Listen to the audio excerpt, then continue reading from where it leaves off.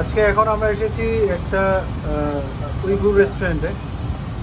এখানে আমাদের কাবাবের আয়োজন করেছিলেন, ভেড়ার কাবাব। এখানে কাবাব কাবাব মাশরুমের অর্ডার দিয়েছি। এখানে ভেড়ার মাংস আর ভেড়ার এখানে রিবস, তার সাথে এখানে কিছু মশলা আছে। আর এই যে এই ভাই, আসসালামু আলাইকুম। এখানে এই যে বিভিন্ন ধরনের কাবাবের আইটেম আছে, সেখান থেকে অর্ডার করা যায়।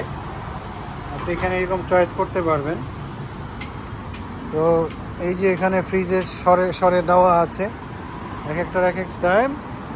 আপনি এখান থেকে ঝুড়িতে করে নিতে পারেন। আর ওনাদের যে খবুজ, মানে পাথরের মতো শক্ত, এটা এভাবেই থাকে। এরা গরম করে দেয়, গরম করলে আরও পাথর হয়।